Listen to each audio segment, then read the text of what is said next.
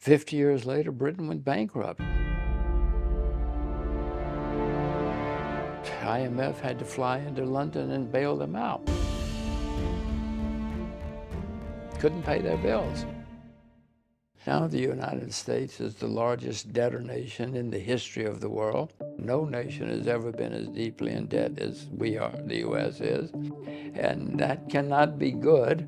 I've read enough history to know that when countries get into this kind of situation, somebody's going to suffer eventually.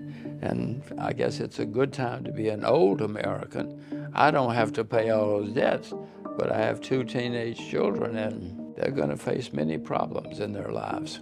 There is no question that in the next few decades, especially, having a different option is very important. Maybe people don't want to leave their country where they are, and that's fine. But if you want to have a different option, you should. My children know Chinese fluently, they know English fluently, so I don't know if it's going to be good for them in 25 years, but I have tried to give them the option to be able to be anywhere in the world, and the mindset. Not only do you need the option, you need the mindset. Many people, if you go to them and say, things are going to be bad, they will say, okay, I don't care. I want to stay here. Don't worry, it'll be okay. Many times I've heard that. But I've read enough to know that when things change, it can be extremely serious. If you're not prepared, you better at least have options to do something. So that's what I'm trying to give my children. And if you don't have the option and something happens, you're stuck. Even if you want to do something, which many people won't do because of the mindset, but you would have the option. If tomorrow something dramatic happens, I hope my family and I can do something else because we have the mindset and the knowledge and the passports and the preparation, bank accounts, investments. Just have the option is very important. And you hope you never need it. You hope you never, ever need it. But if you do, it's too late. History is full of wars, natural disasters, economic disasters. History is full of changes that require people to change. I'm from the United States. Everybody in the United States, except for the American Indians, came from somewhere else at one time or another because somebody in their family decided there are better options elsewhere. Why don't I take advantage? I mean, I have run into people in the United States who have immigrated to the United States, and they start bad-mouthing other immigrants. I said, wait a minute, you're a foreigner, you're an immigrant, what are you talking about? And they always say, but they are different. They're different from me when I was doing it.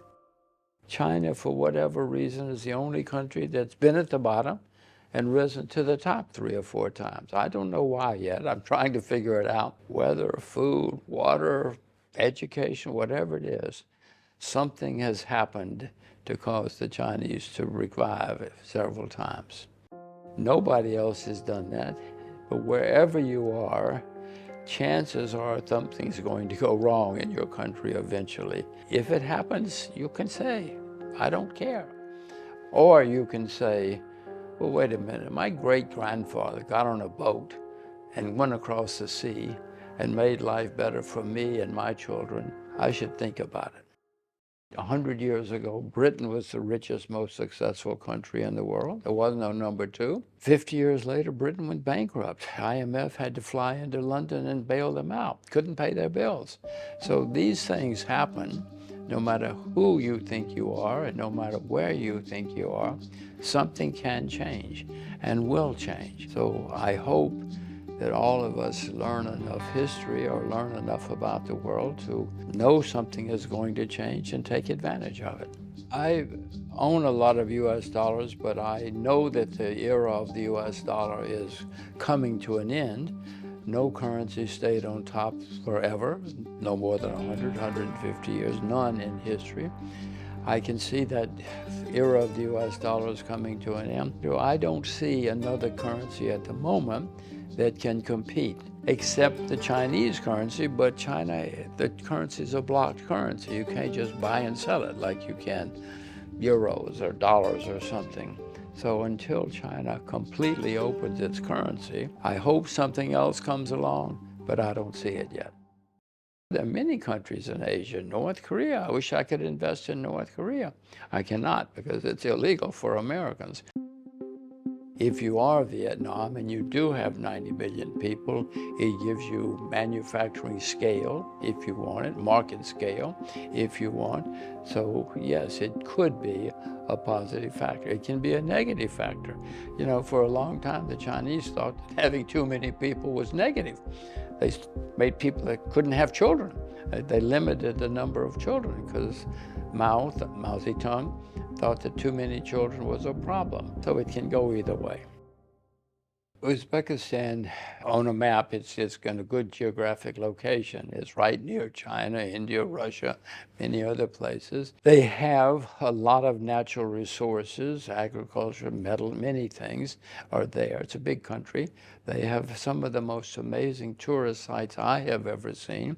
I've only been there 3 or 4 times, but it is astonishing. I suspect it's going to be a tourist mecca eventually because there are so many amazing sites there. Tamerlane, for those of you who may not remember, Tamerlane was one of the world's great conquerors a few hundred years ago. He was from Uzbekistan, but he built a lot of good stuff. Many other people did too. So I see tourism, natural resources, lots of things. The location is geographically very good for trade and commerce with important countries in the world. And if you have the right people saying, let's open up, let's get investors here, let's do things, it could be very successful. Investing in Ukraine is not practical for me now. Investing in Russia is not practical for me now. But I do know investing in countries at war usually leads to great opportunities. Americans are not likely to invest in Russia right now, but if you are Brazilian or something, Uruguayan, you might be able to invest in Russia and you might find good opportunities, which are closed off to people who don't have the options. For the reasons I mentioned before, in America I can have more than one passport. In Singapore, you can only have one passport, and I consider that dangerous, no matter what the country, if you can only have one passport, because I don't know what's going to happen in the next 50 years, but I want to have the option, which having one passport could be dangerous.